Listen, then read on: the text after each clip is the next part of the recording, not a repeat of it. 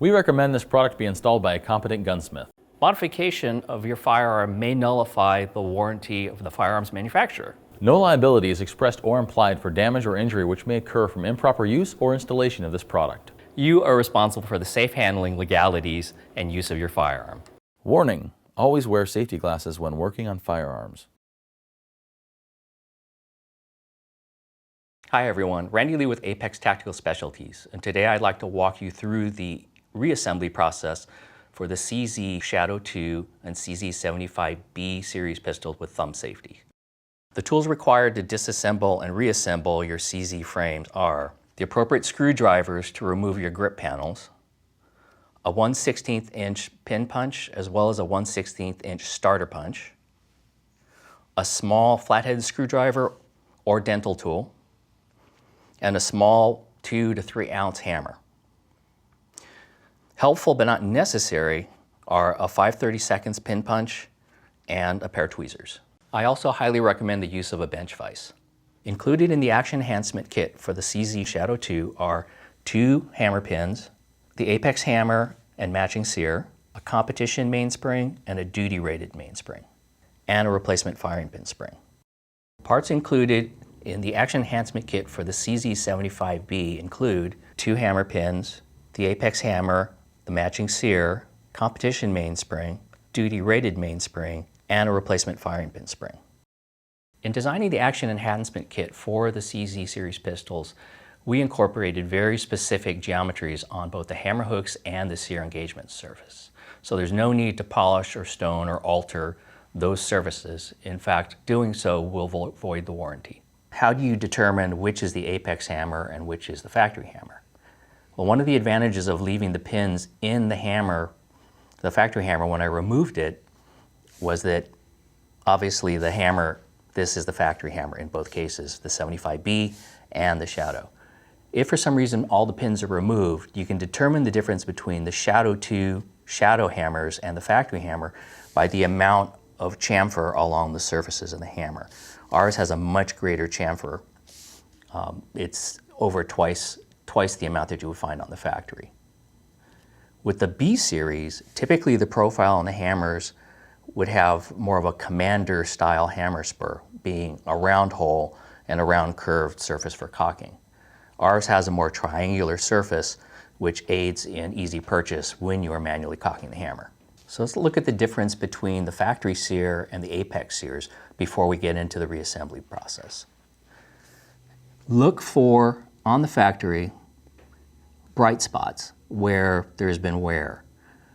The Apex Sear will be brand new and metal oxided, so there should be no wear contact points on either for the 75B or the Shadows.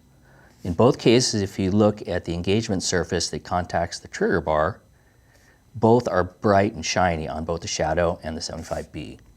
So you'll also want to take note of the difference between Shadow 2 and the 75B series Sears. The B series has to be narrower in order to allow for the firing pin block lifter that's in the Sear cage. The Shadow 2s are full length and takes up the space and the entire width on those Sear cages. The first part of the installation of our Action Enhancement Kit is to reinstall the Sear into the Sear cage. So I'm going to take the Sear, place it from the underside up into the Sear cage.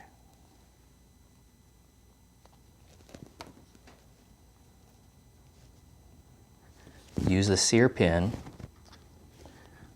to hold the Sear in position.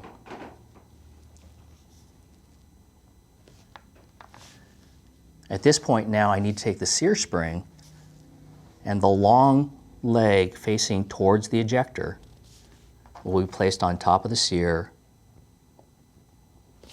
like so.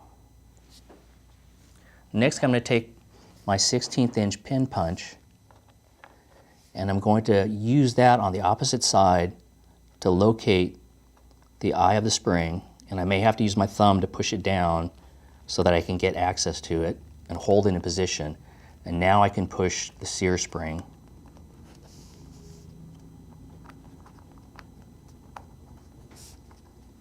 or the Sear pin into the Sear spring. It may take a little bit of time to get the spring hole lined up properly with the pin because both legs are compressing. So using the flat surface made it easier for me to install most of the way. Now I can apply pressure on a portion of the top leg of the Sear to try to get the alignment so that the pin is flush on both left and right side of the Sear cage. For the reassembly of the CZ75B Sear cage, I'm going to install the Apex Sear into the Sear cage from the underside. Bearing in mind I have to keep the firing pin block lifter and its spring in the right spot. I'm going to use my 1/16 inch roll pin punch to help align the Sear with the pin.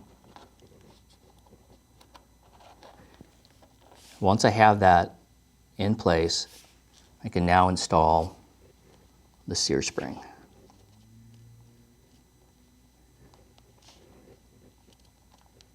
This can take some time trying to align everything, so some patience will be required, and don't get frustrated. This will take a little bit of time. So I'm using the 1/16 inch Sear spring, or excuse me, the roll pin punch to help align the eye of the spring so that I can push the pin through.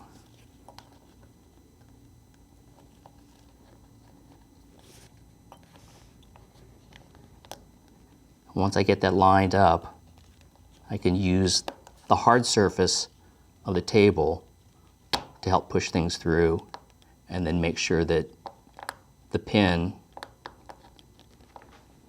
goes all the way flush on both sides. And that's the reassembly of the Sear cage. Now I'm going to assemble the hammer strut and the disconnector into the Apex hammer.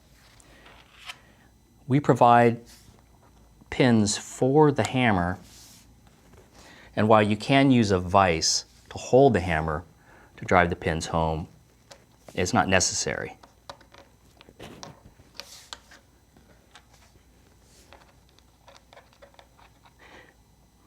It's also important to note that the CZ75B hammer assembly is exactly the same.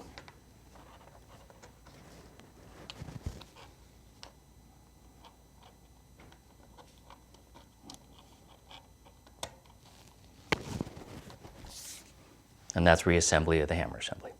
Now I'm going to reinstall the hammer assembly into the frame. So I'm going to drop the strut down into its hole.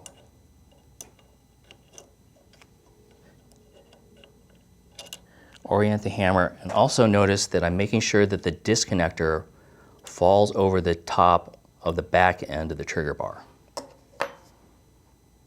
Once I have that in place, I'm going to take the hammer axle and put it in from the left side to the right.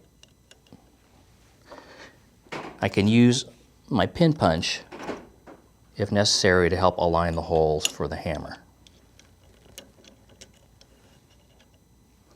I want to make sure that the hammer axle is all the way in the frame. In order to verify that, I'm going to use my 1/16 inch roll pin punch, and from the top of the frame, I just want to make sure that this goes all the way through. And if I'm looking at the left side of the frame, I can see the pin punch coming through. Now I can install the retaining pin. So I'm going to use the tweezers and drop that into its hole in the top portion of the frame.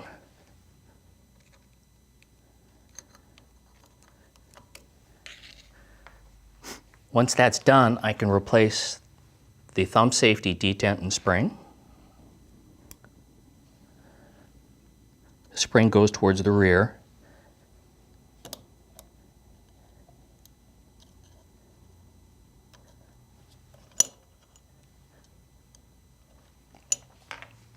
As you can see, the vertical upright on the detent is now in the proper position in the frame. Next, I'm going to install the Sear cage into the frame. Before I do that, I'm going to add a little bit of a grease on the double action bearing surfaces on the left and right side, and you can tell because those are the brighter, more polished surfaces. Where the top of the disconnector rides, I'm also going to adjust about a little bit just to smooth things up. Now I can place, with the hammer upright, slide the Sear cage back into the frame and pushing it to the rear. Holding it in position now, I'm going to take the left side thumb safety and put it through the hole in the frame, and then lift the long leg of the Sear up and over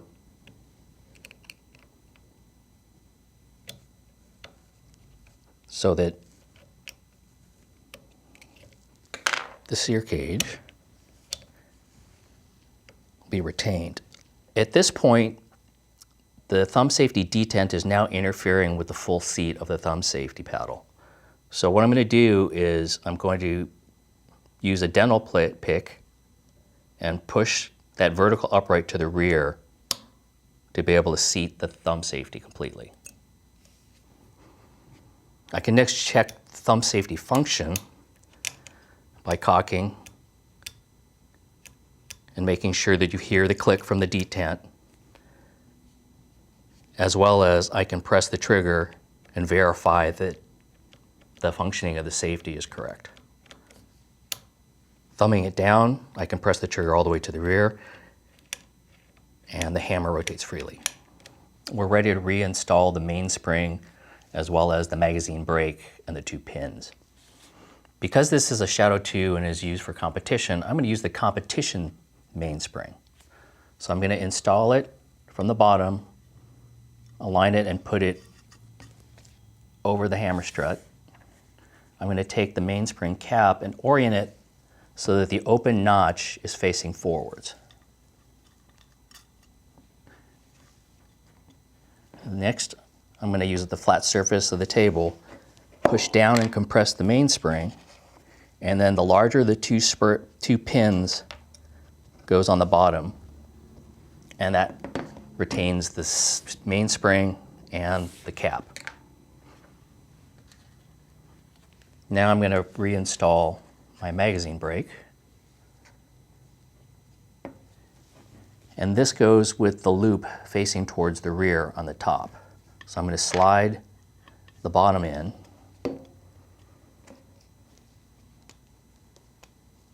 align it so that the 2 narrow sections match up with the cutouts for the grip screws, and then compress and align the pin with that hole in the mag brake. You may have to lift slightly up on the mag brake to align the holes. And now I can put my grip panels back on.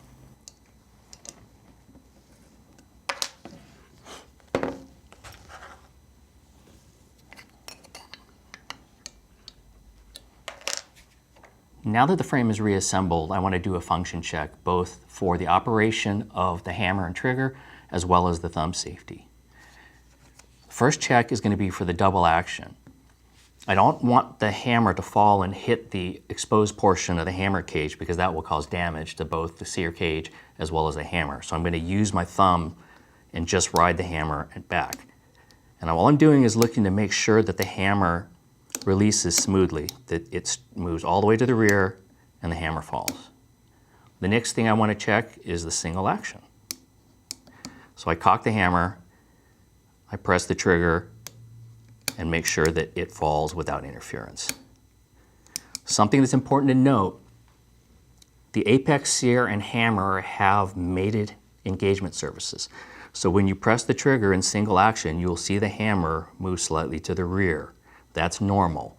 What that's doing is giving a little bit more pretension to the hammer and the hammer fall, which helps improve ignition, but also gets to that pressure point where you get the clean, crisp brake. Next thing I want to do is check the safety function. For the Shadow 2s, the thumb safety only really functions and operates when the hammer is fully cocked. So I want to check and make sure that the hammer doesn't fall, and in this case the gun is safe. Thumbing it down, pressing the trigger, hammer falls.